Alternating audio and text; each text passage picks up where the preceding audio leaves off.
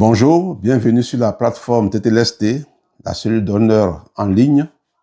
TTLST qui signifie tout est accompli ou encore victoire totale, la victoire de Jésus-Christ à la croix de Golgotha. Alors nous allons faire un résumé donc du culte de ce dimanche 26 janvier 2026 avec le pasteur Mohamed, où il a été question de cacher cordon, bâton ou encore la percée des Péretz. C'est deux vidéos que je vais faire. La première vidéo va expliquer un peu donc l'histoire des Péretz et la seconde vidéo va nous parler véritablement de la percée des Péretz qui est aussi notre partage. Alléluia. Alors, ce que nous devons retenir, l'histoire de Tamar avec Judas se situe dans Genèse 38. Judas fait partie c'est le quatrième fils de Jacob. Et l'histoire donc de Judas et de Tamar se situe dans Genèse 38, entre Genèse 37 qui commence l'histoire de Joseph et Genèse 39 qui continue l'histoire de Joseph. Donc entre les deux chapitres se situe l'histoire de Judas avec Tamar. Alors il faut dire que Judas transporte la lignée de Christ, il faut le dire. Et Tamar aussi, par la suite, Dieu va lui faire la grâce donc de transporter la lignée de Jésus-Christ. Ouais, à partir des Péretz. Judas va se marier à une Cananéenne appelée Shua. Et les deux donc vont donner naissance à Er, Onan et Shelah, leurs trois enfants. Et Judas donc va prendre pour son fils aîné Er une femme du nom de Tamar. Donc Er va mourir, son premier fils va mourir.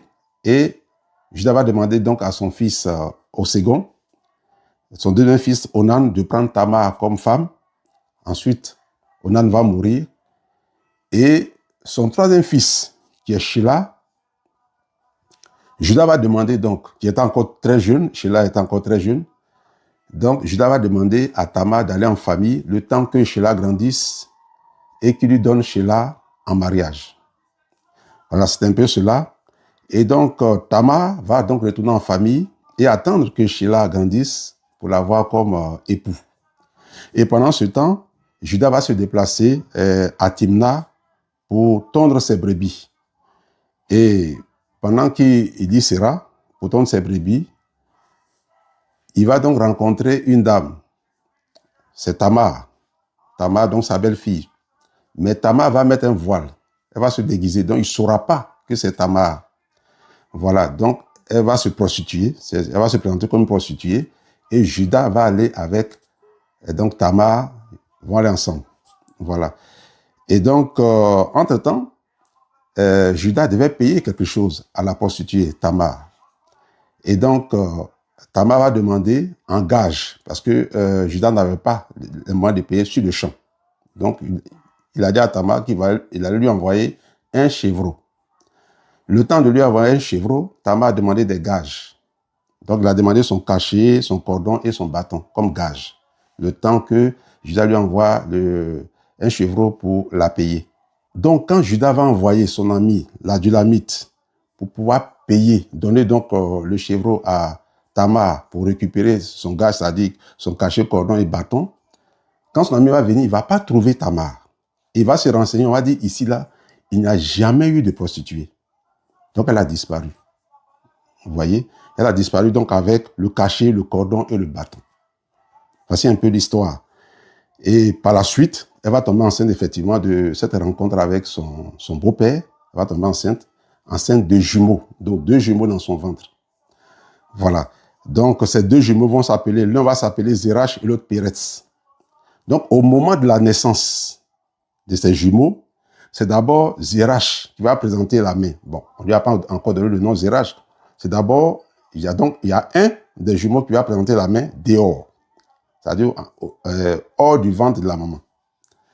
Voilà. Et la sage-femme va attacher donc à son bras un fil de cramoisie. Et tout à coup, on n'a rien compris. Le premier donc qui a sorti la main, auquel on a attaché un fil de cramoisie, va rentrer la main dans le ventre. Et celui qu'on n'attendait pas va sortir. D'où le nom Péretz. Donc le premier qui a sorti la main, ce n'est pas lui qui est sorti. C'est le deuxième qui n'avait pas sorti la main, le deuxième qui était encore en arrière, C'est lui qui est sorti tout à coup brusquement. Vous voyez, en lieu et place de celui qui avait déjà sorti la main, qui finalement est sorti en deuxième position. Voici un peu l'histoire. D'où le nom Peretz, c'est-à-dire percé. Donc le deuxième, comme on n'attendait pas, c'est lui qui est sorti, percé, Peretz. Donc la sage-femme va donner le nom de Peretz au deuxième qui est sorti, celui qu'on n'attendait pas, qui est sorti tout à coup brusquement. Et donc le premier qui devait sortir, qui n'est plus ressorti, il va ressortir en deuxième position et il aura le nom de Zérak. Voici un peu l'histoire. Si on veut tracer un peu l'histoire de Judas avec Tamar, voici un peu l'histoire. Que Dieu nous bénisse.